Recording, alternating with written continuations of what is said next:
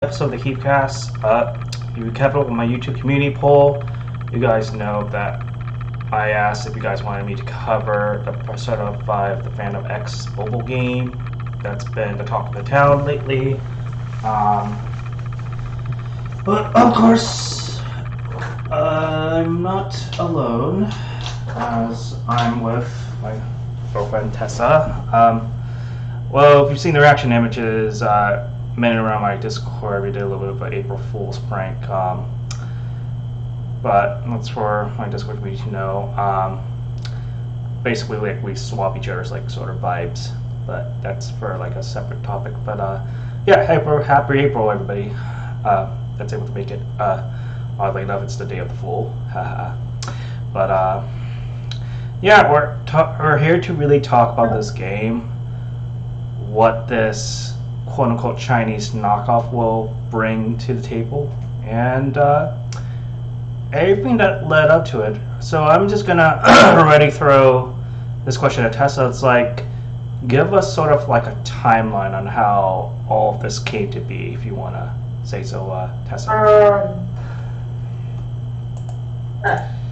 When the thing got released, like when the However you want to start it, like when we reacted to it, we don't have. I didn't know what to say. I really didn't know what to say in the beginning. It seemed a bit too much. It seemed like a rip-off of Persona 5 at the time. There's no escaping the words. Yeah. There really isn't.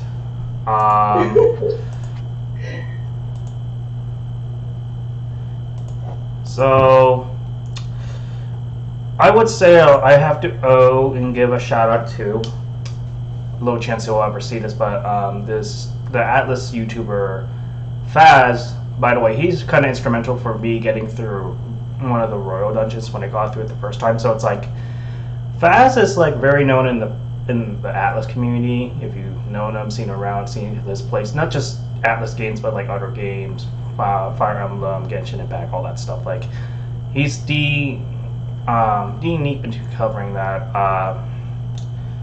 and it's like the way you access this game, right? At the current moment when it's in beta form, the only way to get access of this game is you have to be basically Chinese. You have to be a Chinese citizen. I'm not joking. Just look up Atlas videos. You basically, not necessarily being a Chinese citizen, but you have to have a Chinese credentials. So it's like the name has to be like legit. The phone number has to be legit. There's no VPN, nothing can currently that you can just basically fake your way to get the game. And on top of that, you have to be chosen to play the beta. You have to get your access. You have to get access to get the. You have to. Okay, let me rephrase that. You have to basically win this raffle ticket to gain access to play the game.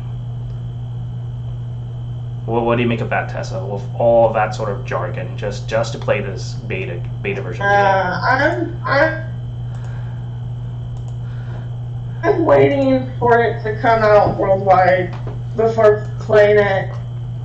I will give it a chance, but I'm probably not going to play it for long, because from what it looks like, it is exactly like Persona 5, just with new characters.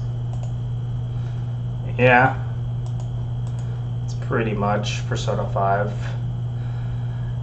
with the Chinese flair of how to paint. Like, I'll just say this, from what it seems from the producer letters, it seems that this dude that was given the green light to make this game is also a fan of Persona 5. Shocker. But we're just gonna basically treat this as many spin-offs that Persona 5 has had. And from what is known so far is, yeah, we got new characters, but we also got gotchas of the old cast, like Joker, Crow, Noir, Queen, Panther. Oh, at least the main cast that you know and love since Vanilla is there.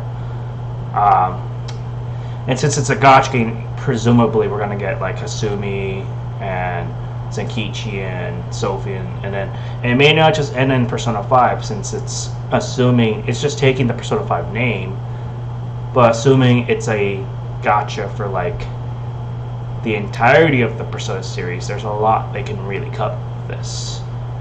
So who knows how much they can bank on the Persona franchise, because that's essentially what this is. Yep. There's not that much information about it.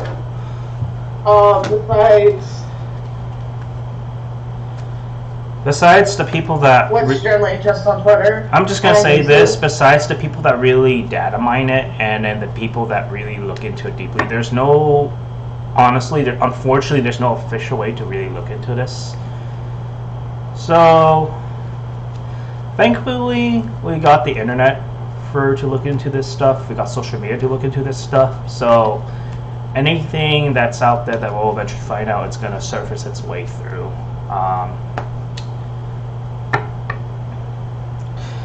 But yeah, I think the way we think about this, it's like, I think before, if we think about it chronologically, it was called, I think it was not even called Persona, it was called like Project X, wasn't it, Tessa? Correct me if I'm wrong. And it's then Codex. Yeah, Codex. Codename X. Yeah, Codename X. That was the project label name. Yeah, and then eventually it manifests to what? Like a couple years ago. So obviously they took their time planning this out. It wasn't something that just came willy-nilly. So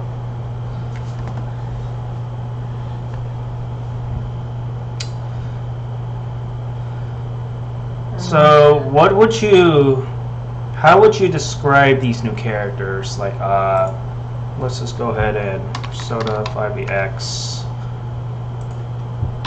characters.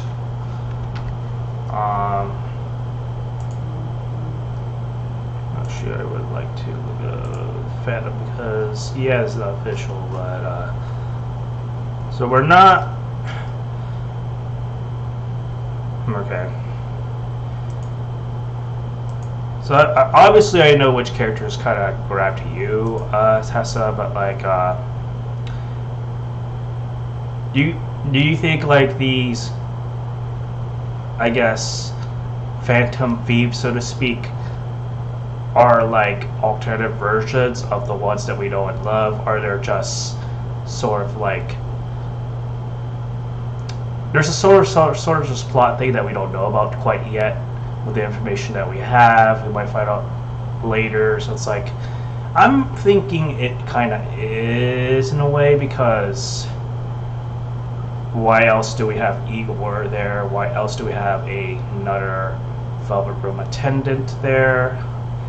And with the protagonist obviously having the wildcard ability, why else do we have another Velvet Room? Pretty much. Go ahead. Well, they're pretty much knockoff Phantom Thieves. I like their character design, don't get me wrong. They look really adorable, cute, and actually really good. But traits that people have pointed out are just like Phantom Thieves. So there's that.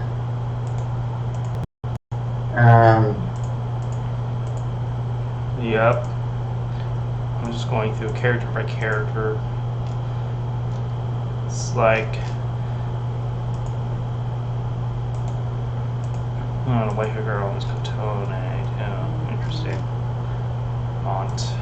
And yeah, it's like, I'm not gonna lie, when I initially saw the character portraits before even seeing the trailer, I thought this was like someone's OC. Like legit, I wasn't even knowing what the hell was going on until later tonight, that night when I streamed Persona 3 Portable. It was like, oh, okay. And I distinctly remember all of our minds were blown. Good. Yeah. You know, so when that warning hit, I thought they were OCs. I really did. Because that was flooding the internet in the morning time. Like, very few people were talking about it. I do look on Twitter on the hashtag Persona 5. And when I scrolled and saw the poster of the game, I'm like, these are OCs. They have to be. So I thought nothing of it until the trailer dropped that night. Yeah. And I was just, let's just say I didn't have some kind words at first. Yeah, we were all at least skeptical about what this game is. I basically call this new protagonist like if Joker was Peter Parker, Spider-Man, and this guy is basically Miles Morales. Like it's like mirrored dimensions versions of the Phantom Thieves. Like variants, if we're going to use a term from Marvel, pretty much. So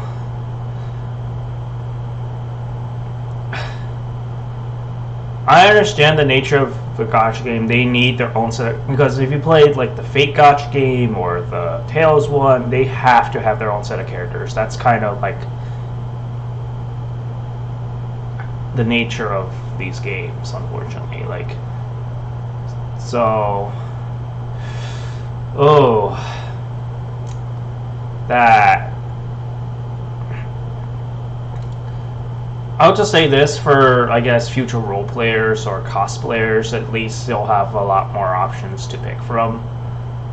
Is what I can say off the top of my head. Like, there's no shortage of characters to portray if you're into that hobby. Right? Yeah, and it looks like for Persona 5, games aren't going to die down anytime soon. So, people who are hoping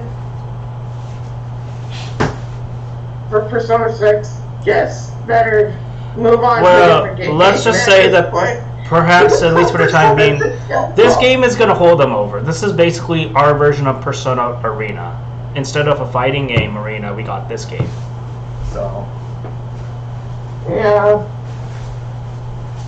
There's still another trademark Atlas game that's come in the Persona 5 name. That's probably one of them. That's probably, well, I'm not going to hold my breath, but, you know, who knows. All I just know is there's not going to be any shortage of Persona games in the future. Spin-off, canon, mobile games, otherwise it doesn't matter. I'm just not looking forward to finding if this is part of the timeline or not. Because we've already got a lot of like timeline things dealing with like the Q series. And it's like if we're going to continue the Q series, you know they're going to have to incorporate all these spin-offs in one collage somehow. They have to for them to sell these games. So it's like how deep does this iceberg / rabbit hole will go? Well, I'm also seeing a lot of people get tired of Joker being the face, so this might be just another shoo-in, so Joker can kind of take a little bit of a backseat. Or can be like, yeah, not as well. Yeah, basically. Yeah. Because basically the way I see it, it's Joker's basically the Spider-Man of Atlas at this point. He's kind of like the central face.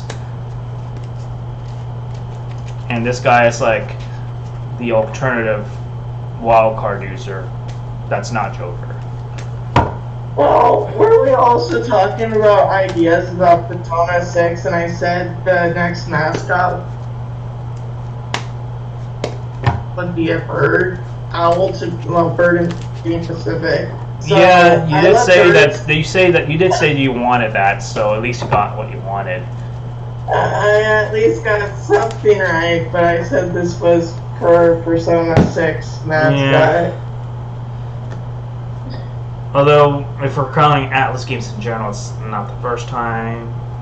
I believe Soul Hackers 2 did that too, as well. In its own way. That really wasn't the face of the game. Mm-hmm.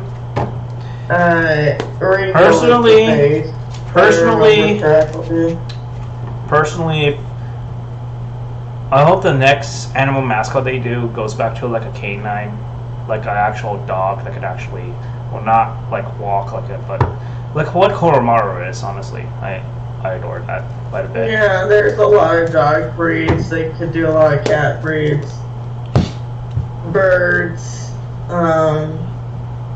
Yeah. I mean, they've done it. I mean, they've done it all at this point. Sentient androids, Persona 3, AI with Sophie. It's like technically, you really put your imagination. Anything can be like a mascot at this point. So it's like if they really just, the sky's the limit. Like so, but yeah. There's still not enough information. Me and Tessa has been watching a lot of Faz's channel. Credit to him. All the gameplay footage, just for the sake of copyright, though. I'm not going to show anything. We're just talking about the game, but it's really. I also have a file about the end game stuff. That's by another source on Twitter. Yeah, it's out there if you know where to look. I'm just gonna say that. But because all I know is because it's a gacha game, there's no doubt in my mind we're gonna get more Persona characters even beyond 5. Because why would you make a mobile game that's set around a Persona game? Limiting yourself just to a Persona 5, it doesn't make any sense. If you're gonna sell a gacha game, you need a pool of characters to pull from, and then I don't think that just limits itself to just the protagonists or the characters that are Persona users. I mean, not just Persona users, but like not just like the fan base, but just like Persona users in general that aren't necessarily fan base. It's like there's so much they can just draw from. Shadow variants, like Shadow Joker, for example, Shadow Yu, Narcotic, from like the the arena games. There's so much they can do. I would really like to see the gender bent characters show up in this game. Oh yeah, because it's probably not going to be canon. Fake Grand Order has been notorious with this with historical characters. So it's like gender bent Joker can absolutely happen if they really want to do it like that. Just like how in the Fire Emblem Heroes and FGO, for an extent, they have had plenty of like female alternatives of the same sort of avatar characters in the game. So you never know how deep this will go, because I just hope it doesn't fall underneath the curse being active for a year and then everyone just abandons it after a year. Yeah. Because Persona spin-offs have that reputation. Yeah. They definitely do. And it's just, I mean, if you're getting into the Persona series like ever at any point, you've got a lot. Well, let's just say this: you obviously have the mainline games to go through, But as for spin-offs, you could honestly pick and choose at this point because it's a quite a bit to count from, and we're count basically this mobile game is going to be counting as one of them, for sure.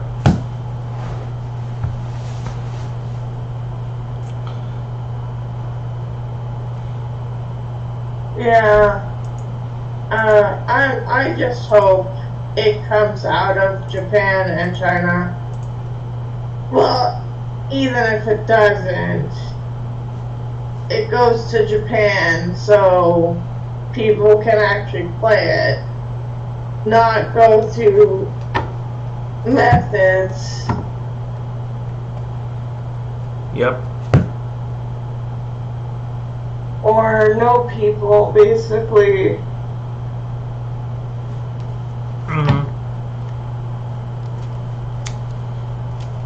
Yeah.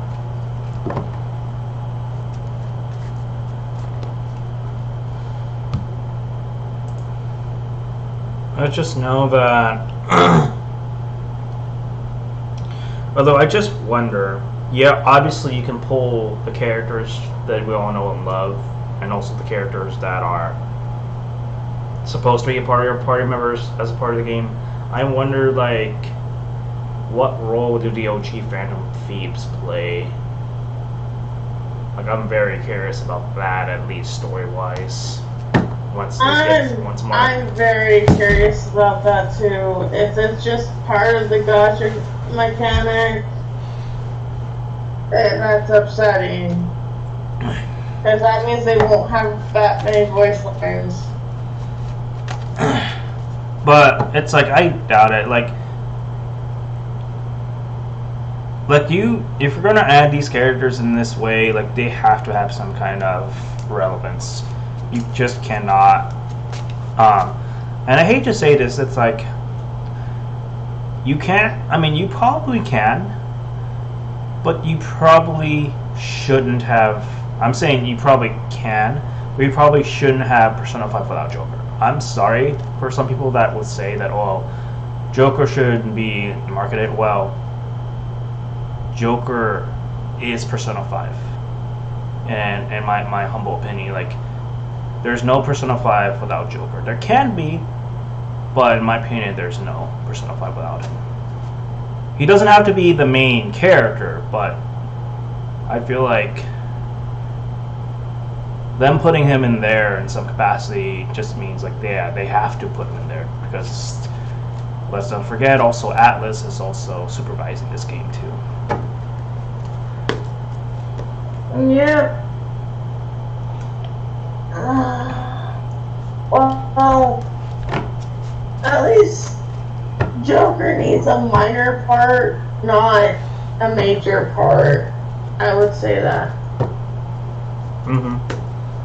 Because I feel like Atlas is trying to change the mascot, so mascot plus the protagonist, so it might feel like I can see it now.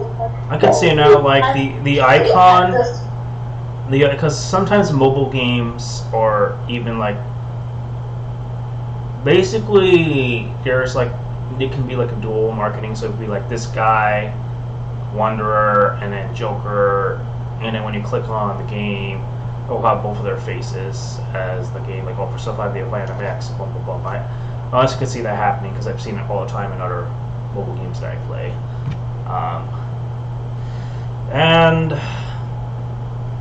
let's not also forget, there's probably different, like, costume variants. Like, the only thing that comes to mind that is obvious, like, whenever there's a certain holiday that happens, we might see, like, Christmas themed Joker, for example, or Halloween themed Joker, or Halloween themed Anne, for example. It's like, that's the sort of thing that's probably a given, because these games, well, other games I played in the past that play like this game do something like that.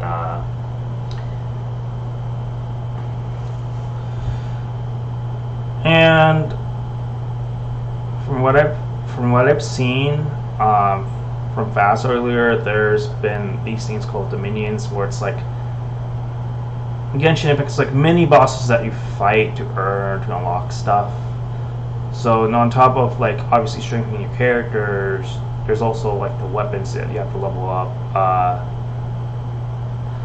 There's like a gacha rolling for obviously the characters and then the weapons. They both have their own separate gacha.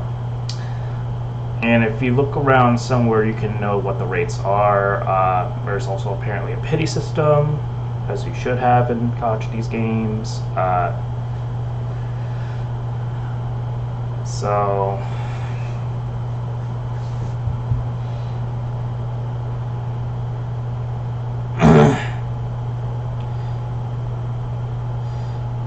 yeah, so we'll just.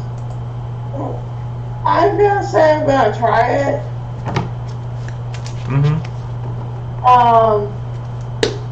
But I probably won't be playing it after the first day downloading it. Yeah. Because it's exactly like Persona 5. I'll say this. Yeah. I'll just say this: it's gonna give you something to hold you over. Let's just say this: it'll give us something to hold us over until the next mainline Persona game comes out, whether that's be 6 or something else. It's gonna hold us over, and there will be no shortage of Persona games that are gonna come out for sure. Shin Megami Tensei games, for that matter. Shin Megami Tensei like spin-offs or Umbrella series, for that matter. Like, there's so much they can draw from, and it's crazy. My schedule is playing the new Bayonetta game, and then honestly, when that drops, yeah, that's one of the games that I'm gonna be streaming too. So it's like we got a plethora of games to hold us over. In fact, one of the games that I've been playing that's holding me over, that I'm taking a break from, Animal Crossing New Horizons. I've been really been playing that the past couple of weeks already. So I haven't been touched Persona in a long time, in a while. So I'm honestly taking a break from these RPGs for a bit. But yeah, like this is, not gonna lie, has probably got me interested a little bit. Like, has it gotten me skeptical? Yes. Am I gonna try this game, especially if it's free? Yeah.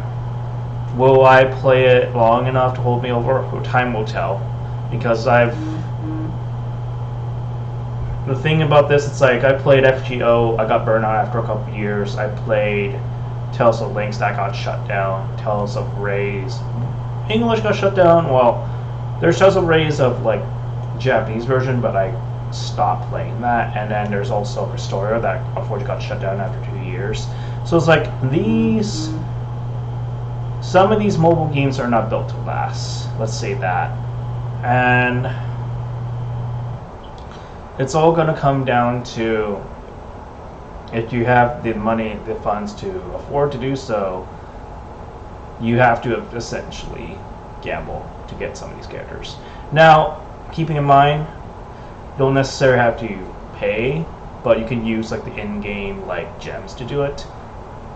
But to obviously increase your chances, the percentages, this game unfortunately encourages that. So it's like, I want to just preference by saying, if you're going to do that, spend your money a little bit wisely, I would say.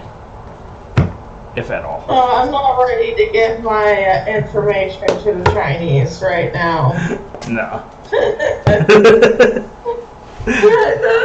I've been avoiding Chinese apps for a long time now. All because of what I've been hearing online about it. I've played Genshin Impact I played Genshin Impact for at least 6 months. I got really bored of it after getting Adventure Rank 30, so who freaking knows, man? Like, I can say that I'm never gonna touch gacha again, but something has a way to win me over, and I'm just gonna see what it's about. You know, it's at least we can say this time we can't totally pin this on Atlas because it's not totally them. But then they still said yes to the project, so we kind of have to. So it's an interesting time that we live in. That's for sure. It's pointing fingers at everyone but who made the game. Yeah. So there's not much I can really add to this. I think 30 minutes of this is plenty. Do you have any final thoughts on this new game that's going to come out right now? Looks good.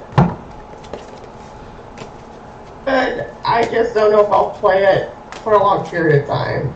That's all I have to say about it. Yeah, at the moment, I'll check it out. I'll try it. If I like it enough, I'll keep at it. But knowing me, it's going to be something that maybe I'll look past and be like, okay, hey, I played this game. I played this gacha game before.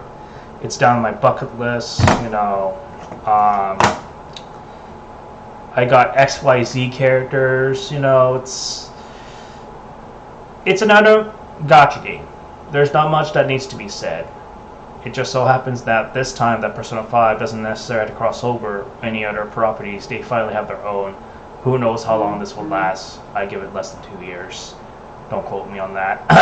But we'll see. I give it a year.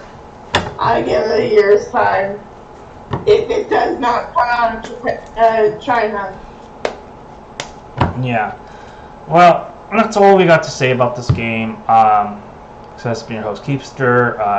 Just talking about the new Persona mobile game. We'll do a general Kiefcast, like, maybe in the next couple weeks or so. So anyways, that's it for me. Take care. Have a good one, everybody. Want to say goodbye? It's Tessa. Bye. All right. Bye. See you guys later.